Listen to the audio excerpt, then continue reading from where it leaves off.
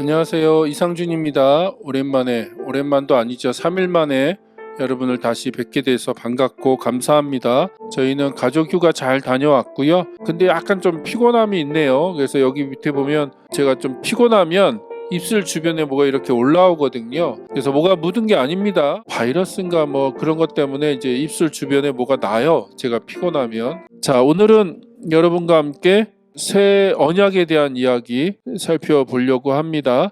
근데 이제 앞에서 나눈 내용을 좀 간단하게 복습하고 새 언약의 이야기를 시작했으면 좋겠습니다. 자, 우리가 조금 시간이 지났기 때문에 앞의 내용을 다시 한번 복습할 건데, 메시아를 약속하신 이 내용, 하나님께서 메시아를 약속하시고 메시아를 통해서 어떤 일들을 행하시겠다고 말씀하셨는지 우리가 지난 방송에서 영상에서 그 부분을 나눴죠. 자, 그걸 간단하게 세 가지로 정리하면, 첫 번째는 뭡니까?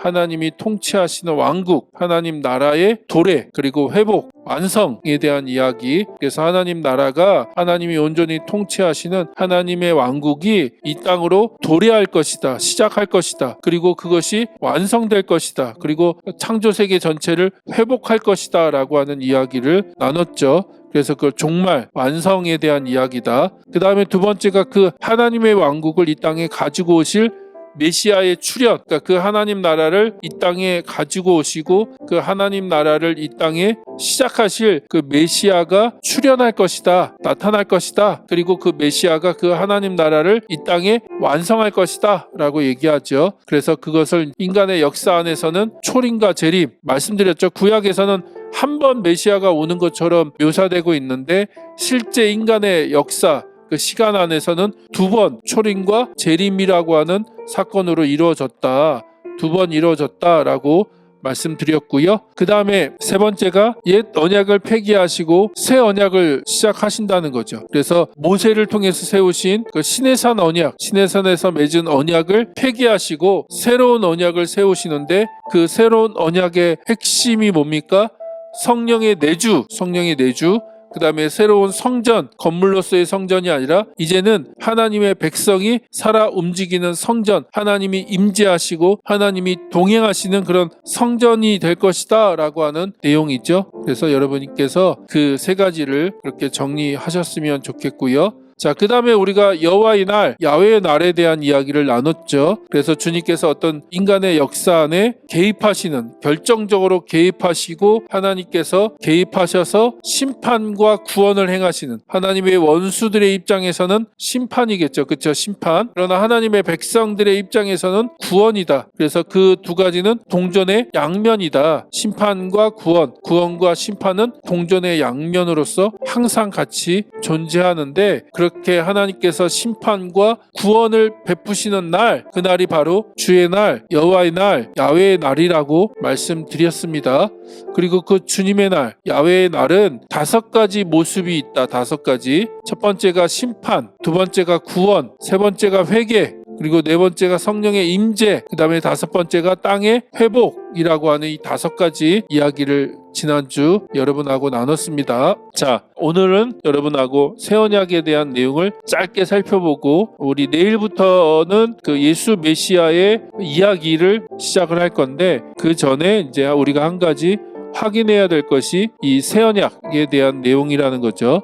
자, 예레미야서 31장 31절부터 33절까지인데 제가 한번 읽겠습니다. 그때가 오면 내가 이스라엘 가문과 유다 가문에 새 언약을 세우겠다. 그렇죠? 새로운 언약을 세우겠다. 그러면 옛 언약이 있다는 얘기죠. 옛 언약. 옛 언약이 뭡니까? 시내산 언약. 하나님이 이스라엘 백성과 시내산에서 맺은 언약을 이제는 파기하시고 그걸 옛 언약이라고 얘기하시고, 이제는 새로운 언약, 새 언약을 세우겠다라고 말씀하시죠. 나 주의 말이다. 이것은 내가 그들의 조상의 손을 붙잡고 이집트 땅에서 데리고 나오던 때에 세운 언약과는 다른 것이다. 그래서 여기서 옛 언약이죠. 이건 조상의 손을 붙잡고 이집트 땅에서 데리고 나왔다. 종살이하던, 노예로 살던 이집트 땅에서 하나님이 이스라엘 백성들을 건져내서 시내산까지 끌고 오신 거죠. 이끌고 오셔서 그 시내산에서 언약을 맺었는데, 그게 바로 이 언약이죠. 옛 언약. 내가 그들의 남편이 되었어도 그들은 나의 언약을 깨트려 버렸다. 나 주의 말이다. 남편과 아내의 관계, 그 신부와 신랑의 관계로 옛 언약을 묘사하죠. 그러나 그 시절이 지난 뒤에 내가 이스라엘 가문과 새 언약을 세울 것이다 라고 말씀하시죠. 새로운 언약을 세울 것이니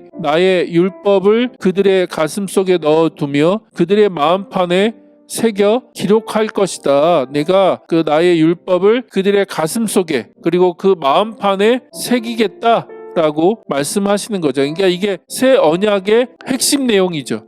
새 언약의 특징이 뭐냐? 그 전에는 하나님이 돌판에 새겨줬다는 거예요. 시내산에서 이스라엘 백성에게는 돌판에다가 새겨줬죠. 그래서 두 개의 돌판에 십계명을 대표로 해서 십계명을 새겨서 모세에게 줬잖아요. 그러나 그렇게 하나님이 돌판에 새겨서 말씀을 주셨고 그들과 언약을 맺었음에도 불구하고 그것이 남편과 아내, 그 신랑과 신부라고 하는 결혼 관계로 묘사되고 있을 정도로 친밀하고 정말로 중요한 언약이라고 말씀하셨음에도 불구하고 그들이 그 언약을 깨트렸잖아요. 그 약속을 깨트렸죠. 불순종했죠. 하나님의 율법을 지키지 않고 하나님의 통치를 받지 않았던 우상 숭배하고 자신을 왕으로 하나님을 몰아내고 그 왕자의 보좌에 자신들을 세움으로 인해서 언약의 관계가 깨어졌다는 거예요. 그러나 하나님이 이제는 새로운 언약을 세울 건데 그게 뭐예요? 돌판에다가 새기지 않고 마음판에다가 새기겠다는 거예요. 우리의 마음판에, 우리 가슴 속에다가, 우리 이 내면에다가 하나님의 율법, 하나님의 말씀을 집어넣고 새겨놓겠다라고 말씀하고 있다는 겁니다. 그래서 우리가 여기서 다시 한번 기억해야 될 것은 뭐냐면 율법이 폐기된 게 아니라는 거예요. 예수님이 오셔서 율법을 폐기한 게 아니에요. 율법은 나쁜 것도 아니고 틀린 것도 아니고 실패한 것도 아니라는 거예요. 구약의 이스라엘 백성들에게 율법을 주셨다면 신약에서도 하나님이 율법을 주세요. 동일해요. 그 내용은. 하나님이 구약의 하나님이 다르고 신약의 하나님이 다릅니까? 다르지 않아요. 똑같아요. 율법은 거룩하고 선하고 아름답고 완전한 거죠. 거기에 하나님의 뜻과 계획과 하나님의 성품이 담겨져 있는 거예요. 그래서 구약에 하나님이 그 시내산 언약을 통해서 이스라엘 백성을 통해서 이 땅에 하나님의 그 율법을, 하나님의 뜻을 이 땅에 이루고 싶었지만 그것이 실패했잖아요. 신약으로 넘어가면 하나님이 동일하게 예수 그리스도를 통해서 새로운 율법, 그 율법은 근데 다른 게 아니라는 거예요. 그래서 여러분 자꾸 율법을 부정적으로 보지 마세요. 그렇지 않아요. 성령을 우리가 다른 말로 뭐라고 표현해요? 진리의 영이잖아요. 진리의 영이 우리 가운데 오셔서 우리 마음판에 하나님의 말씀을 새겨서 우리가 하나님의 말씀을 순종할 수 있도록, 하나님의 말씀을 우리 삶에, 우리 일상 속에서, 이 창조 세계에 우리가 매일매일 살아가는 이 삶 속에서 하나님의 말씀을 살아낼 수 있도록 하나님께서 그렇게 하시겠다는 거죠.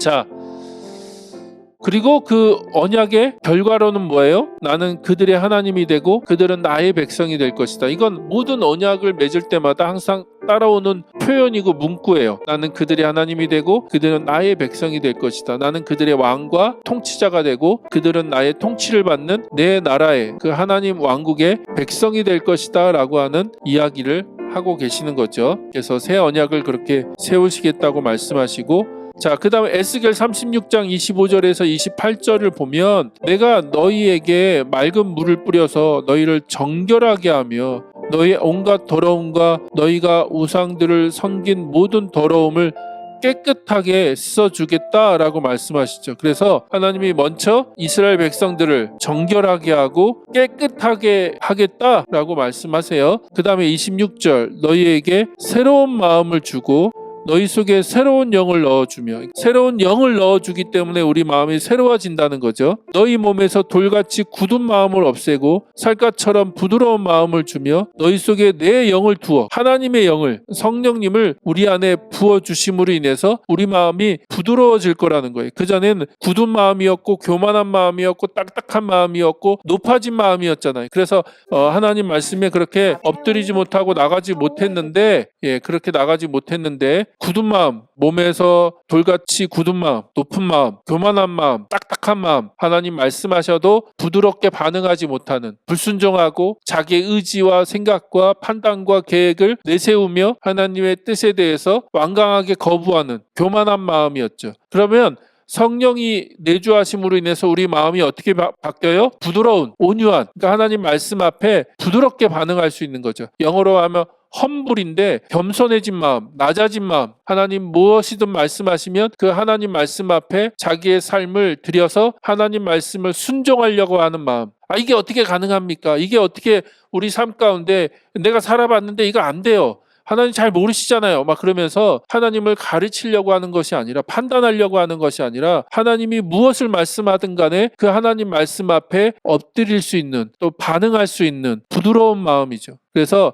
우리 안에 성령을 주심으로 인해서 우리의 마음을 부드럽게 할 것이다. 하나님께서 말씀하실 때 하나님 앞에 겸손하게, 부드럽게, 따뜻하게, 그걸 또 온유라고 얘기해요. 온유. 그 성령의 9가지 열매 중에 하나가 온유죠. 온유. 그래서 온유가 중요합니다. 딴 길로 잠깐 빠졌는데 다시 돌아오면, 아무튼 중요한 건 하나님께서 우리 안에 새로운 영, 주님의 영을 부어주시겠다라고 말씀하시는 거죠. 너희가 나의 모든 율례대로 행동하게 하겠다. 그 결과 하나님의 율례대로, 또 그러면 너희가 내 모든 규례를 지키고 실천할 것이다. 어디에서요? 하나님이 주신 그 땅에서. 그때 내가 너희 조상에게 준 땅에서 너희가 살아서 너희는 내 백성이 되고 나는 너희의 하나님이 될 것이다 라고 말씀하고 있죠. 이해되시죠? 그래서 이 새 언약이라고 하는 건 성령의 내주가 핵심이라는 거예요. 성령의 내주. 성령께서 우리 안에 내주하셔서 우리 안에 하나님의 말씀을 우리 마음판에 기록할 뿐만 아니라 그 말씀대로 살아갈 수 있도록, 그 말씀에 부드럽게 반응할 수 있도록, 온유하게 또 겸손하게 반응할 수 있도록, 그래서 그 말씀에 실천하고 순종할 수 있는 삶을 살게끔 하나님께서 그렇게 하시겠다. 어디서요? 하나님께서 허락하신 땅에서, 이 땅에서 그 일들을 이루겠다라고 말씀하시는 거죠.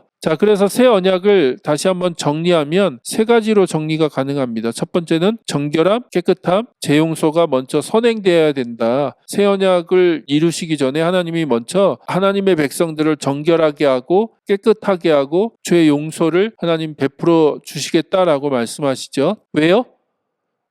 그 이유는 하나님의 영이 우리 안에 내주하시기 위해서. 자, 여러분한테 부담되는 얘기, 조금 어려운 얘기를 드리고 싶은데 제가 용기를 내서, 우리가 십자가를 자꾸 목표로 생각해요. 목표. 그런데 십자가는 목표가 아니에요. 과정이에요. 무슨 말이냐? 십자가는 뭐와 연결됩니까? 여기서 정결하게 하고 깨끗하게 하고 죄 용서와 연결되죠. 그렇죠? 근데 많은 사람들이 지금까지 십자가가 왜 중요하고 왜 필요했습니까? 우리가 죄 용서함 받고 깨끗함을 받고 죽어서 어디 가기 위해서? 천국 가기 위해서. 그러나 성경은 그렇게 얘기하지 않는다. 우리 안에 정결함을 베푸시고 깨끗함을 베푸시고 죄 용서를 베푸셔서 십자가를 통해서 하나님께서 그것을 베푸시는 이유는 뭐예요? 목표가 있어요. 목표. 어떤 목표요? 성령의 내주. 성령께서 내주하시기 위해서. 성령은 거룩한 영이시기 때문에 우리가 더럽고 또 우리 안에 무너져 있는, 죄로 인해서 깨어져 있는 부분이 있다면 성령이 내주하실 수 없죠. 그래서 먼저 예수 그리스도의 보혈의 피로, 십자가 사건으로 우리 안에 정결함과 깨끗함과 죄 용서를 이루신 거예요. 그리고 그렇게 됐기 때문에 어떻게 해요? 성령이 우리 안에 내주하시게 된다는 거예요. 내주하신다. 그래서 성령이 우리 안에 내주하셔서 그 진리의 영이신 성령께서 우리 안에, 우리 마음판에 진리, 하나님의 말씀을 새겨 넣으시고 우리 안에 그 진리대로 살려고 하는 욕망, 욕구, 소망, 갈망, 목마름을 베푸신다는 거예요. 그래서 하나님의 말씀대로 살아갈 수 있도록 우리를 이끄시고 인도하신다는 겁니다. 그리고 세 번째가 뭡니까?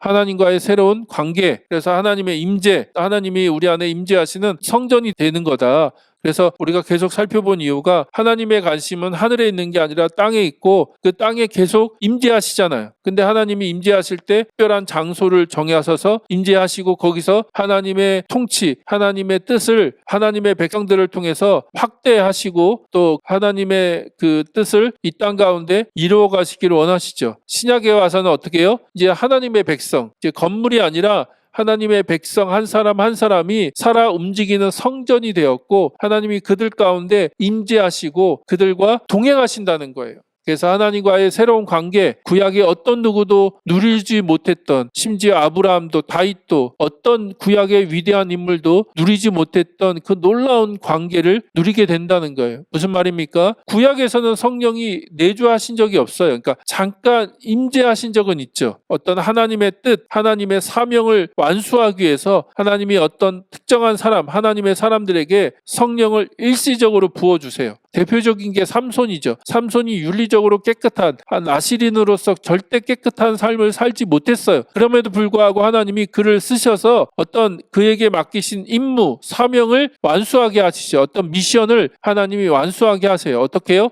성령을 부어주셔서. 그러니까 성령이 막 그 삼손을 붙잡고 막 강제적으로 끌고 가잖아요. 구약의 그 표현에 의하면 하나님의 성령이 삼손을 막 강제적으로 끌고 가서 능력을 행하게 하고 놀라운 일을 행하게 하시거든요. 그런데 문제는 그 일이 완수된 다음에 어떻게 됩니까? 성령님이 떠나시죠. 근데 신약은 어떻게 됩니까? 신약은 성령님이 우리 안에 내주하신다는 거예요. 우리 안에 내주하셔서 우리와 함께 하신다. 우리 안에 임재하신다라고 하는 이 놀라운 축복, 이 놀라운 약속이 주어진 거죠. 그래서 여러분이 새 언약을 그렇게 좀 정리하셨으면 좋겠고요. 자, 그래서 여러분하고 새 언약에 대한 이야기를 좀 나눴습니다. 다시 한번 이 새 언약이 어떻게 하나님 나라와 연결되는지, 하나님의 그 나라, 하나님의 왕국, 하나님의 통치, 하나님의 그 임재와 어떻게 연결되는지 여러분이 좀 살펴보시고 정리하셨으면 좋겠고요. 감사합니다. 그러면 또 다시 뵙도록 하겠습니다.